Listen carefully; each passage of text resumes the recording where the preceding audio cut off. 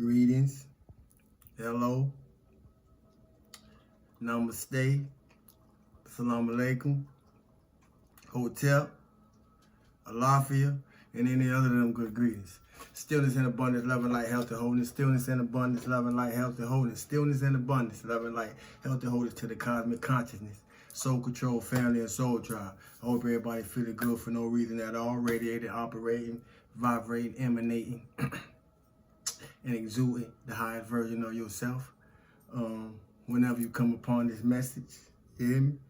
Feeling good for no reason at all, because feeling good is feeling God. As for myself, I'm in the highest vibration frequency of love, positivity, and light.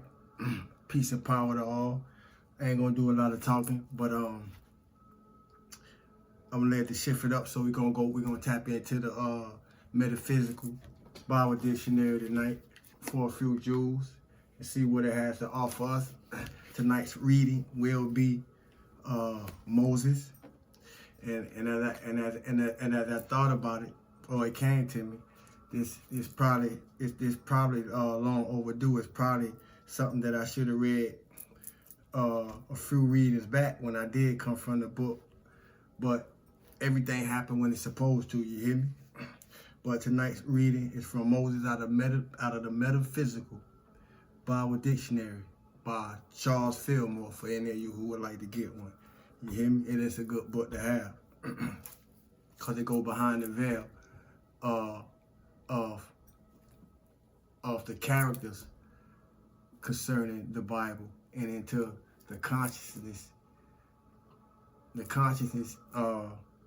of characteristics and humanity. If you don't listen, you're gonna miss it. But the nice reading is Moses, and Moses from Hebrew means drawing out, draw out, drawing forth, extracting from the water, and water saved. Moses was the son of Amram and Jochebed, and the brother of Aaron and Miriam of the tribe of Levi.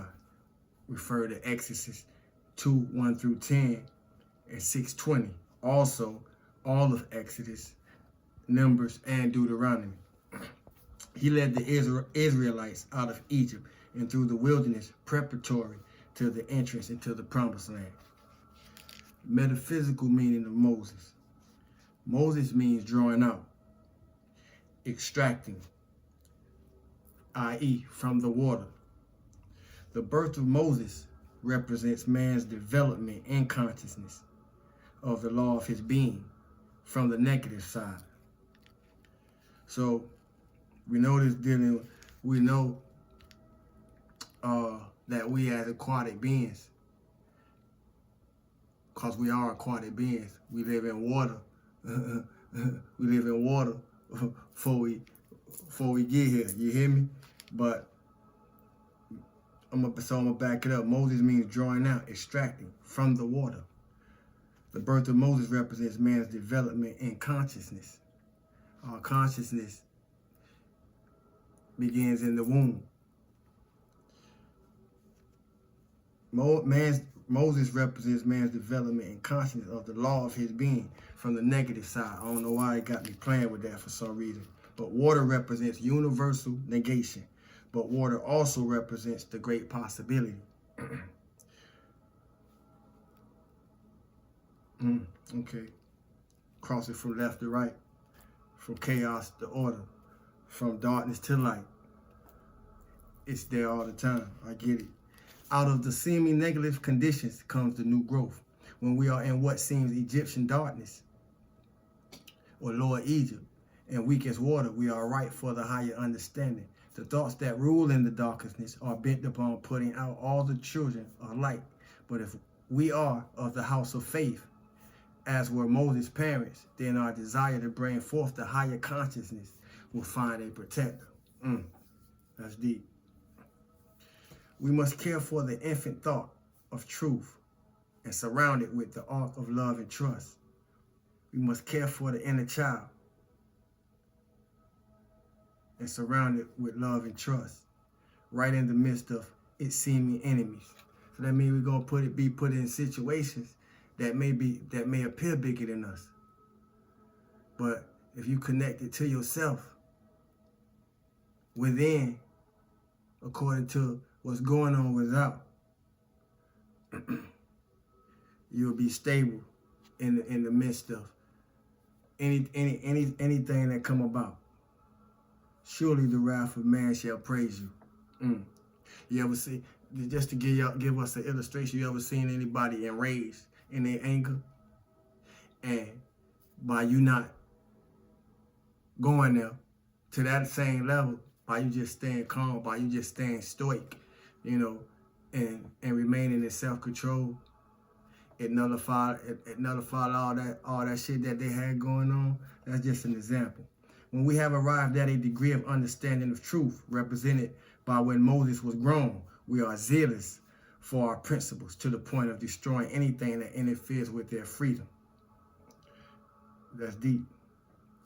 When we are zealous for our principles, see, if you don't stand for something, you'll fall for anything.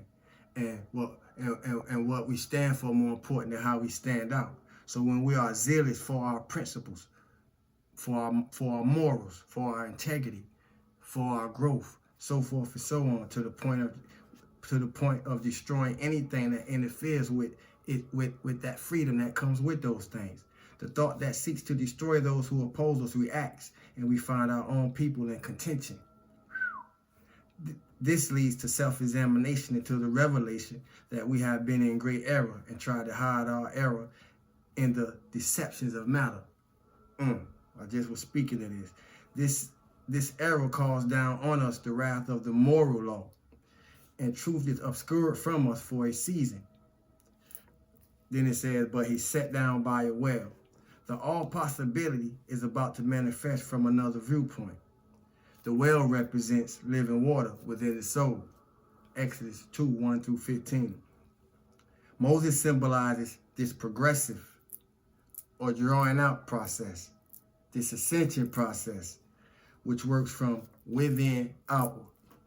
As applied to the universe, the upward trend of all things, the evolutionary law.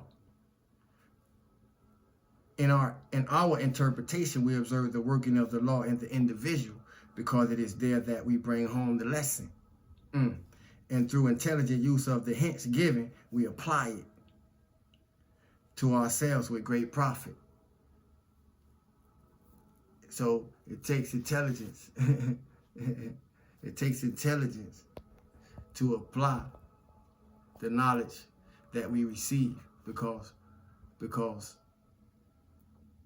knowledge is not power without application.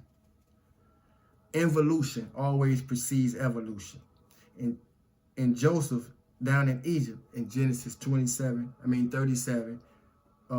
chapter 37, verse 23, we have portrayed the involution of a high spiritual ideal, the application of self-development, the application of self-care, the application of self-kindness, the application of self-trust, the application of intuition, the application of faith when going through a trying time. In Exodus 2:15, chapter 2, verse 15-4, Moses fleeing to the wilderness represents the discipline that we must undergo when we have sought the Exalted One. Horeb means solitude. That is, we have to go into the solitude of the within and lead our flock of thoughts to the back of the wilderness. That made me think of Psalms 46:10. Be still and know that I am God. And each one of us gotta tap that space within ourselves, that we know how to be still and come into union with the God within. Horeb means solitude. That is, we have to go into the solitude of the within. You gotta sit on the couch with yourself and lead yourself and lead your flock of thoughts to the back of the wilderness, so you'll be able to see the whole forest where dwells the Exalted One, the divine I Am, whose kingdom is good judgment. Now we talk about Solomon. So we see how all this intertwined for those who've been around with the Solomon read. There we are in training for 40 years, or until we arrive at a foresighted or balanced state of mind. Synchronicity. I ain't playing this. The light of intuition or flame of fire burns in our heart, yet it is not consumed. There is no loss of substance. The light of intuition or flame of fire burns in our heart, yet it is not consumed. There is no loss of substance. In thinking, there is a vibratory process that uses up nerve tissue, but in the wisdom that comes from the heart, this burning bush or tissue is not consumed. This is holy ground. Or substance in divine mind. When man approaches this, he must take, When man approaches this, he must take off from his understanding all limited thoughts of the absolute. Put off your shoes from thy feet. So what that says to me is, you can tell your mind, or you can allow your mind to think anything that it wants. That's what we've been given free will to do. But God forbid if you allow anything that is not a truth be permitted to fall down to your heart till your heart start believing it. For those that hear me. At this inner wisdom center, God proclaims himself to be the Father of fathers, the God of Abraham, Isaac, and Jacob. Thus, our real Father is Spirit. In our communion, they told me to back it up. At this inner wisdom center, God proclaims himself to be the Father of fathers, the God of Abraham, Isaac, and Jacob. Thus, our real Father is Spirit. We are spiritual beings having a human experience. In our communion in the silence with the light within us, which comes through meditation, which comes through yoga. Some people tap into it through exercise, so forth and so on. The bondage of the higher to the lower is made clear to us, and the true way of release is indicated. We see the possibilities of man and the goodness of that promised land to which we can raise our thought, raise our frequency, raise our vibration, raise our energy. But Moses was very meek. We feel our inability and say, who am I that I should go into Pharaoh and that I should bring forth the children of Israel out of Egypt? Then we have the assurance of God's power with us. Certainly I will be with thee. It is in this recognition of the power and presence of God that all our strength and ability lie. I am. Watch what you say behind that. Jesus said, I speak not from myself, but the Father abiding in me doeth his works. Death of Moses in Deuteronomy 34, 5 through 12, when we emphasize the observance of divine law. We build that law in consciousness until it becomes the leader of all our spiritual thoughts. So the Sabbath is every day, not just Saturday. Make every day holy. Make every day high vibratory. Make every day love and light. Make every day feeling good for no reason at all. When we emphasize the observance of divine law, we build that law in consciousness until it becomes the leader of all our spiritual thoughts. In the process of soul unfoldment, every faculty must be rounded out.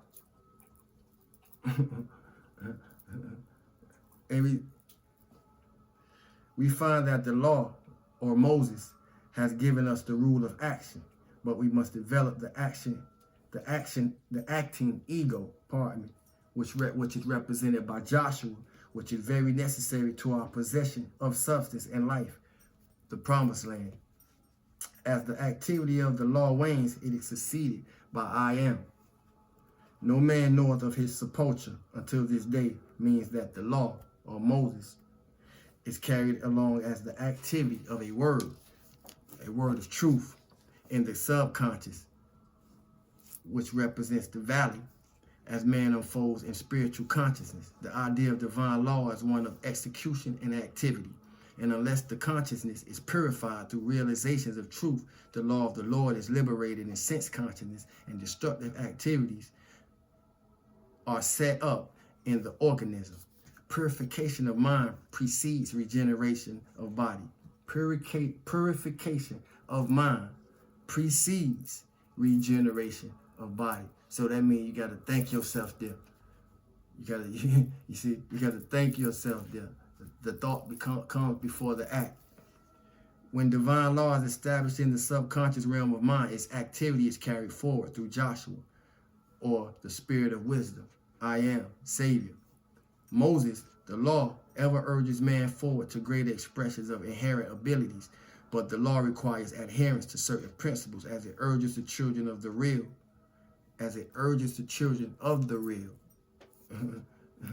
of the real to go forward. Moses in Joshua chapter 1:1-2 represents the evolutionary force of new ideas that have grown in the subconscious until they have lifted.